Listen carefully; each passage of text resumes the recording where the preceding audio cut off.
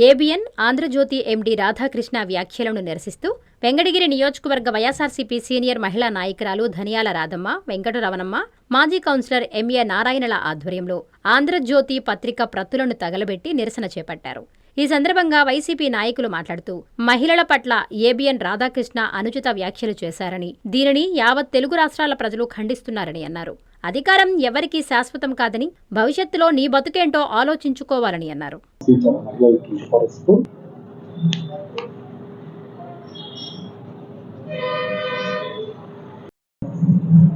అందరికీ నమస్తే.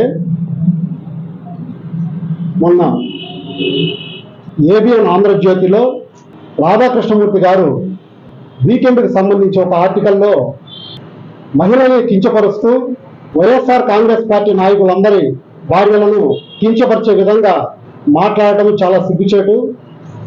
ఆయన ఆంధ్ర రాష్ట్రంలో రాజధాని గురించి జగన్మోహన్ రెడ్డి గారు ఇటీవల ప్రెస్ మీట్ పెట్టి మావిగన్ అనే పేరుని సూచించడం జరిగింది. మచిలీపట్నము, విజయవాడ, గుంటూరు మధ్య రాజధానిగా చేస్తే బాగుంటుందన్న ఉద్దేశంగా ఆయన చెప్పడం జరిగింది.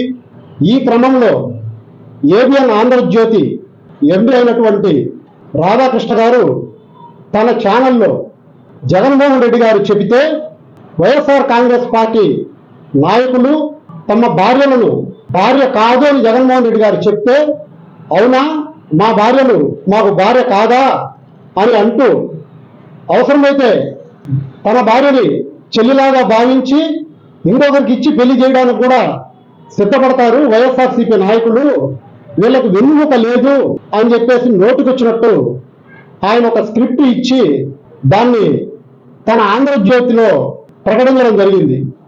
ఈరోజు వెంకటగిరి నుంచి మేము అడుగుతున్నాము, అయ్యా రాధాకృష్ణమూర్తి గారు, మీ ప్రస్థానం ఏంటి, మీ పరిస్థితి ఏంటి, మహిళల గురించి ఇంత నీచంగా దిగజారి వ్యవహరించడము కరెక్టేనా అని మేము ప్రశ్నిస్తున్నాం.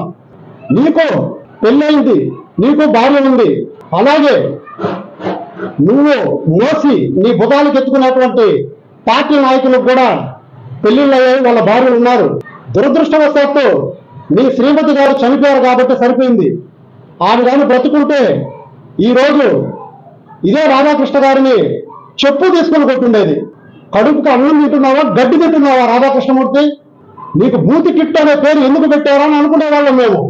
ఆ పేరుని సార్థకతం చేస్తూ ఈరోజు నువ్వు మాట్లాడడం జరిగింది. కడుపుకి అన్నం తిన్నవాడు ఎవరైనా మాట్లాడతాడా ఆ మాట? కనీసం జర్నలిజం యొక్క విలువలు నీకు తెలుసా? సమాజంలో జర్నలిజానికి ఒక ప్రత్యేకమైనటువంటి స్థానం ఉంది. మీరు ఎవరైనా ప్రశ్నించవచ్చు, అవినీతిని ఎండగట్టచ్చు. కానీ నువ్వు ఒక పార్టీకో కొందరు వ్యక్తులకో కొమ్ము కాస్తూ నీ యొక్క జర్నలిజాన్ని తాకట్టు పెట్టావు. డబ్బుల కోసం కక్కుర్తి పడే నీచుడు నువ్వు.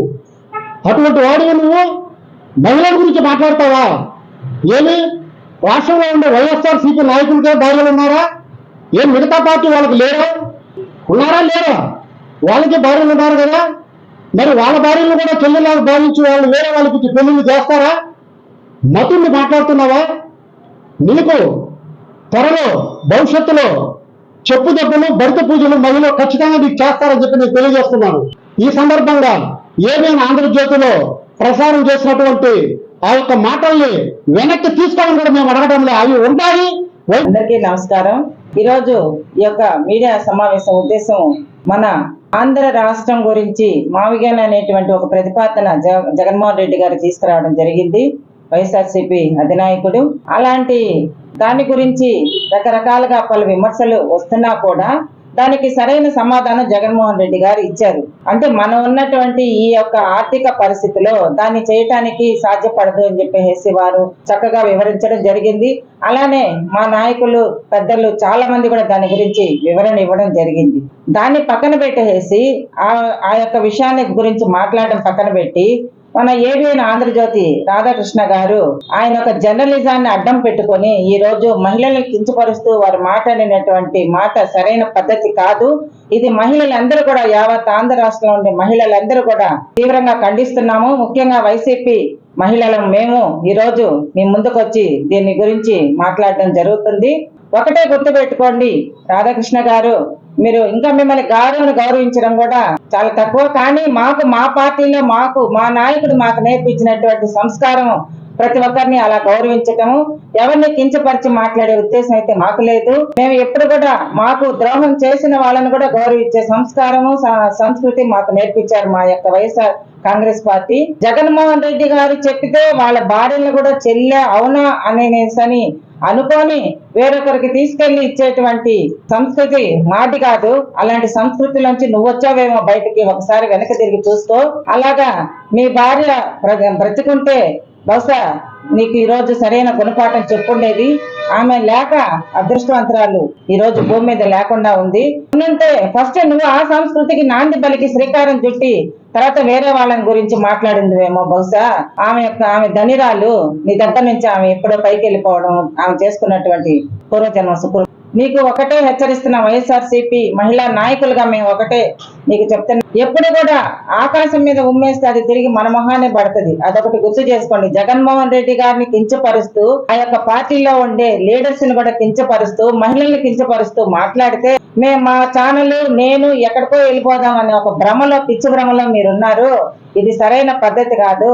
మహిళలందరూ కూడా ఎక్కడైనా కూడా దొరికితే నిన్ను ఏది దొరికితే దాంతో కొట్టడానికి సిద్ధంగా ఉన్నారు. దయచేసి ఇలాంటి మాటలు తగ్గించుకుంటే మంచిది. భవిష్యత్తులో నీ పరిస్థితి ఏందో, నీ మనుగడ ఏందో నువ్వు చూసుకోవాలని చెప్పేసి ఈ సందర్భంగా నేను తెలియజేసుకుంటున్నాను. Thank you.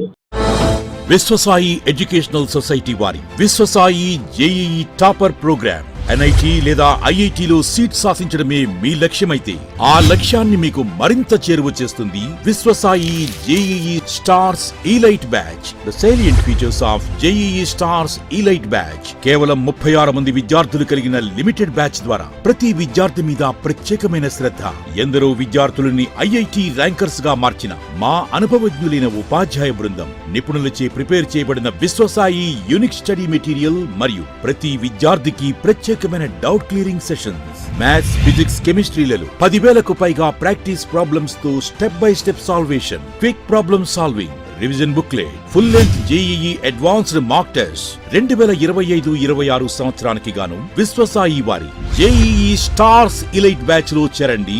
విశ్వసాయి అంటేనే తల్లిదండ్రుల నమ్మకం, విద్యార్థుల విజయం. Viswasai educational society, Nellore, Tirupati.